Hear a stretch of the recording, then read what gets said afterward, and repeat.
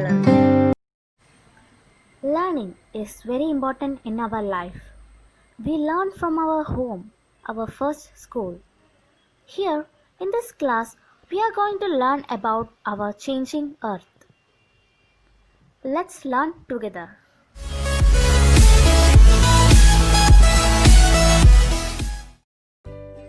At first, we are going to learn about our earth. What do we know about earth? Yes, it's shaped like a ball, a huge ball. 3 by 4% of it is covered with water. Only 1 by 4% is land. Layers of earth. Our earth is divided into 3 concentric layers. Crust. It is the thinnest layer of the earth. Continental crust is 35 km long. Oceanic crust is 5 km long. Continental crust is made up of silica and alumina. Oceanic crust is made up of silica and magnesium. Mantle. Its depth is 2,900 km long. It is the middle layer of the earth. Core. It is the innermost layer of earth. Its depth is 3,500 km. Now let's talk about lithospheric plates. Lithosphere consists of the crust and the upper mantle. Earth's crust is broken into pieces called plates. These plates move or float on the atmosphere. But how do we know that the plates move? When the lithospheric plates move, the surface of the earth vibrates. The vibration can travel all around the earth. These vibrations are called earthquakes.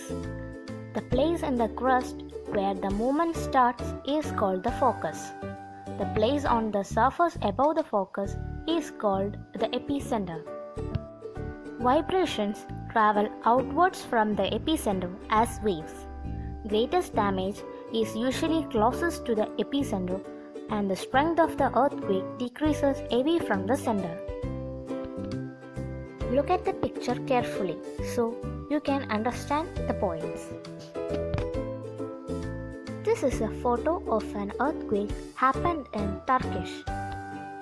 Do you know, an earthquake is measured with a machine called a seismograph. Its magnitude is measured on the Richter scale. An earthquake of 2.0 or less can be felt only a little. An earthquake over 5.0 can cause damage from things falling. A 6.0 or higher magnitude is considered very strong, and 7.0 is classified as a major earthquake. A massive earthquake measuring 6.9 on Richter scale hit Bush Town on 26 January 2001. Our Earth changed due to endogenic and exogenic forces. Let me discuss about exogenic forces. The landscape is being continuously worn away by 2 processes, weathering and erosion. Weathering is the breaking up of rocks on the Earth's surface. Erosion is wearing away of landscape by different agents like wind, water, and ice.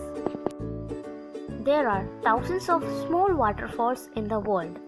The highest waterfall is Angel Falls of Peninsula in South America. The eroded material is carried away or transported by wind, water, etc. and eventually deposited. The process of erosion and deposition create different landforms on the surface of the earth. Work of a river in change of earth. The running water in the river erodes the landscape. When the river tumbles at steep angle over very hard rocks or down a steep valley side, it forms a waterfall. As the river enters the plain, it twists and turns, forming large bends known as meanders. Due to continuous erosion and deposition along the sides of the meander, the ends of the meander loop come closer and closer. In due to course of time, the meander loop cut off from the river and forms a cut-off lake, also called an oxbow lake. At times, the river overflows its banks. This leads to the flooding of the neighborhood areas. As it floods, it deposits layers of fine soil and other material called sediments along its banks. This leads to the formation of floodplain. As the river approaches the sea, the speed of the flowing water decreases. The river begins to break up into a number of streams and distributaries. Each distributary forms its own mouth. The collection of sediments from all the mouths forms a delta.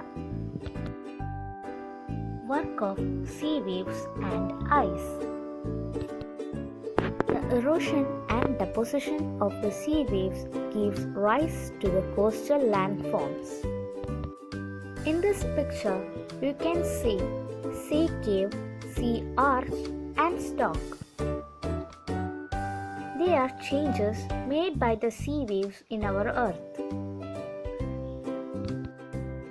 Sea waves continuously strike at the rocks and cracks develop.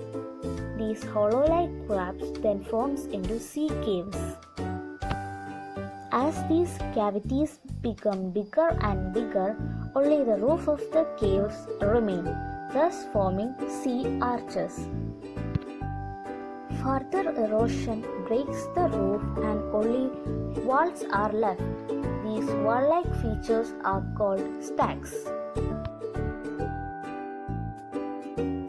Let's talk about the work of ice on changing of earth. Glaciers are rivers of ice which do erode the landscape by bulldozing soil and stones to expose the solid rock below. Glaciers carve out deep hollows there. As the ice melts, they get filled up with water and become beautiful lakes in the mountains. The material carried by the glacier, such as rocks, big and small, sand and silt, gets deposited. These deposits form glacial moraines.